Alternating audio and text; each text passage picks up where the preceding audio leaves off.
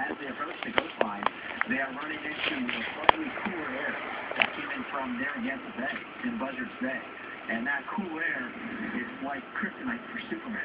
It kills those thunderstorms. So thankfully here in Metro Boston, we have not had any tornado warnings in effect at any time throughout the afternoon for thunderstorms weekend against the coast. Is there different criteria to have a tornado watch in the city as opposed to, from the outlying areas? Or the same criteria goes? Why a tornado watch in Boston right now? Same criteria. I think we have to be careful with the thunderstorms, even though the city of Boston's right on the coastline, and that ocean does a great job of protecting us from the powerful thunderstorms.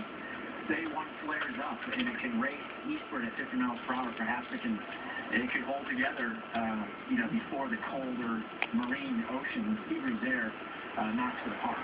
So they try not to get too cute with these tornado watches.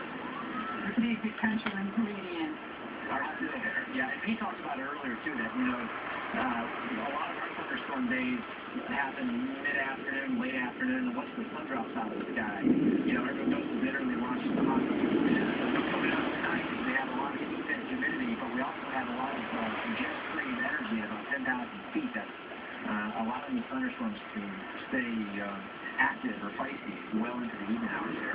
So how do you watch these clouds and these storms develop when it's dark outside? That's the challenge. We rely heavily on the Doppler radar. Because the spotters themselves, they do a great job during the day when you have to do it. But this time of day, it's very difficult. And you throw in the fact that sometimes these can be rain-wrapped tornadoes.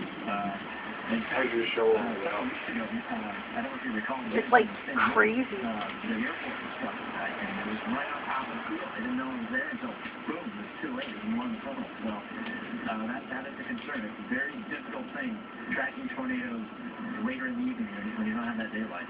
And is that as common, or we see tornadoes more generally in the day?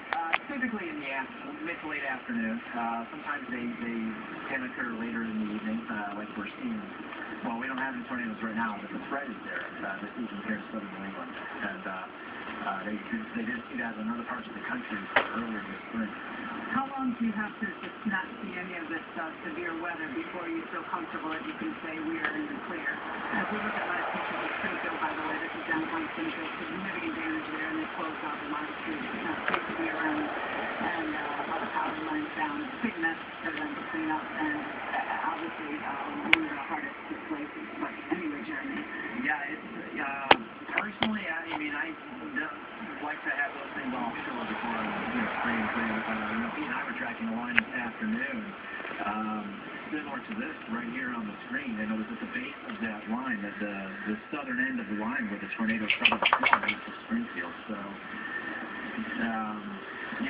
looking at the radar right now, there's more of a line than individual thunderstorms, which works in our favor because it's more difficult for tornadoes to form when there are lines of thunderstorms, but it's something that we have to keep an eye on still for the next couple of hours for sure. They aren't going anywhere along with Keep in Charge and the rest of the weather team. You are watching 7 News continuing coverage, special coverage of the storms and tornadoes that pounded through certain communities, especially in the western part of the state, with a state of emergency declared in Massachusetts in these deadly storms that have taken the lives of 4 people. We want to check in now with Dan Housley. He is in Sturbridge, where a significant part of I-84 had to be shut down with many cars there. One car flipped over and a lot of debris on the highway. Dan, how's the situation there now?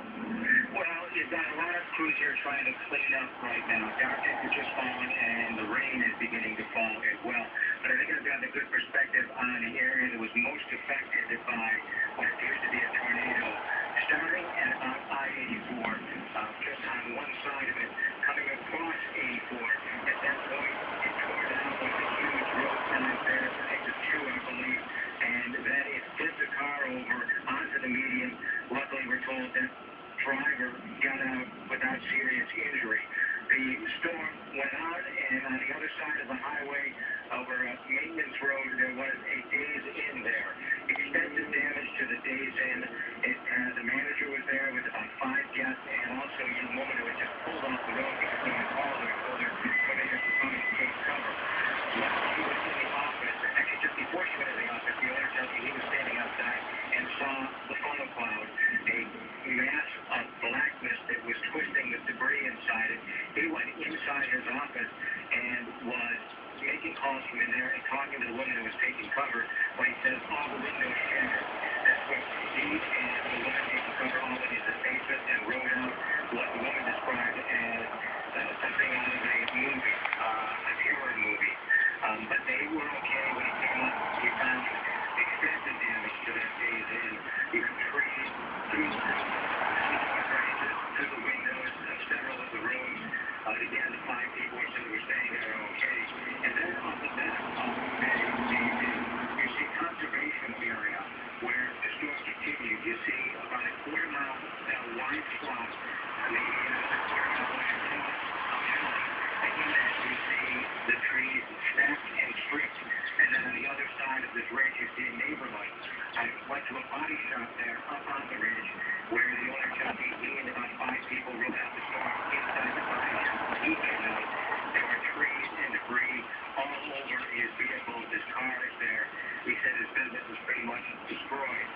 Walking down the road there, we found a car that had a huge tree in the windshield. What was significant here was this car went into the body shop. It appeared that someone had either been driving or stopped right in the middle of the road, and this tree went in right through their window. No sign of a person, no sign of injury within the car, but we don't know what happened to the driver of that car.